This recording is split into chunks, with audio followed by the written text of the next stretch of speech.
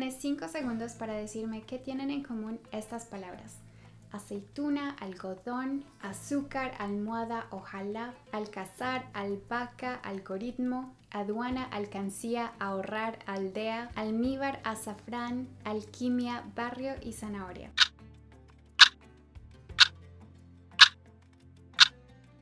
Si tu respuesta fue que todas estas palabras, bueno, la mayoría, empiezan con A, estás muy cerca.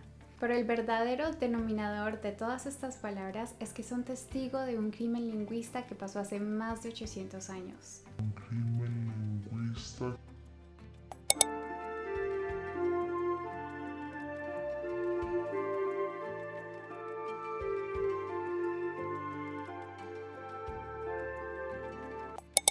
Y para entender este caso, tenemos que viajar a una tierra que ha sido un imán para diferentes imperios a través del tiempo. Primero llegaron los romanos con su idioma, el latín. Y en el año 711 llegó una ola de ejércitos árabes que cruzaron el estrecho de Gibraltar y nombraron esta región Al-Ándalus. Y en solo 7 años conquistaron casi toda la península. Su estrategia fue que no vinieron solos.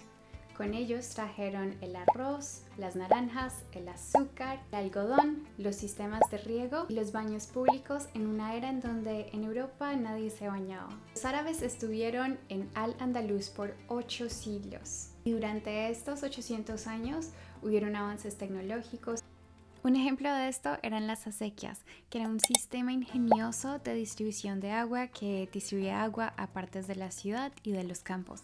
Se basaba en un sistema de derechos de tiempo, es decir, que cada persona tenía un específico horario para tomar agua. Era gratuito y era bastante equitativo. Funcionaba por gravedad y utilizaba norias para subir agua a niveles más altos. Y porque era un sistema tan innovador, permitió introducir cultivos de alto uso de agua como cítricos, arroz, algodón y las almendras. Y todavía, el día de hoy, el Tribunal de las Aguas de Valencia se reúne cada jueves para hablar de quién necesita agua, cómo distribuir el agua, y es básicamente un ejemplo de cómo este sistema, que ha durado por más de 1000 años, sigue siendo relevante el día de hoy. Tanto que incluso mientras que el resto de Europa estaba pasando por la Edad Oscura, en Córdoba, una ciudad de Al-Ándalus, todas las calles estaban iluminadas con faroles de aceite. Habían bibliotecas con cientos de miles de libros, había poesía, había ciencia, incluso aunque en Al-Ándalus el árabe se reconocía como una lengua de poder, de élite, eso no quiere decir que el árabe fue forzado sobre el latín que se estaba hablando en la región antes de que llegaran los árabes. Pero lo que terminó pasando durante estos 8 siglos fue que se mezcló el latín con palabras en árabe y se creó lo que ahora los lingüistas llaman el mozárabe. Era un préstamo de palabras entre las dos lenguas.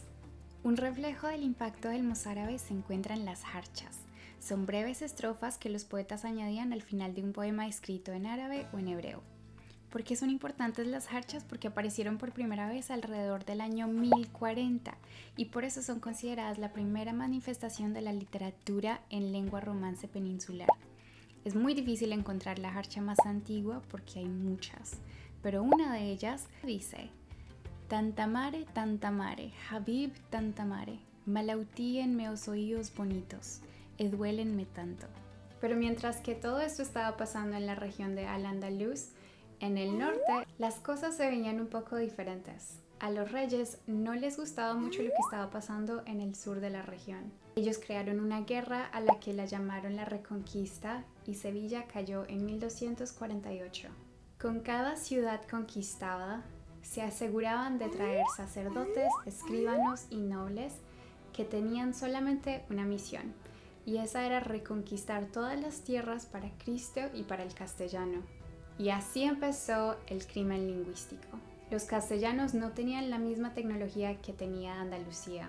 No existía una palabra para, por ejemplo, decir álgebra, algoritmo, e incluso palabras que se usan en nuestra vida cotidiana como aceite, almohada. Seamos justos, hay una diferencia muy grande entre simplemente tomar prestadas unas palabras y otra es intentar remover el origen de la palabra. Por ejemplo, hay palabras que empiezan con al. En árabe, al significa el hola. Y lo que hicieron los castellano hablantes fue tomar ese artículo, combinarlo con el núcleo de la palabra y terminar en palabras como algodón en vez de al-kutun, o aceite en vez de az-zeit, o azúcar en vez de az-zukar. Pero luego está lo que sí es diferente, y ahí es donde vemos una desarabización más clara. Por ejemplo, tenemos el silenciar la H, en donde una palabra como almillada se convirtió en almohada.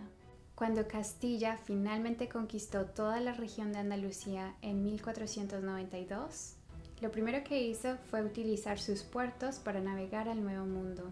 Así que el español que cruzó el Atlántico no fue el castellano de Burgos o el castellano del norte. Fue un español andaluz, y actualmente en el español se utilizan aproximadamente 4.000 palabras que fueron derivadas del árabe. En comida y agricultura tenemos azúcar, naranja, limón, arroz, albóndigas y espinaca. En ciencias y matemáticas tenemos algoritmo, álgebra, cero, alcohol y elixir.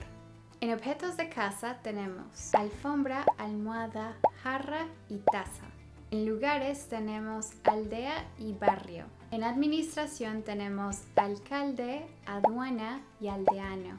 Y otras palabras que utilizamos muy seguido son ojalá, hasta, fulano, azul y guerra. Ahora quiero saber tu opinión. Si crees que es justo declarar esto como un crimen lingüista o crees más bien que es un proceso natural de la lengua y este simplemente es el reflejo de esa evolución en la lengua española. Déjame saber tu opinión en los comentarios y ojalá nos veamos la próxima vez. ¡Chao!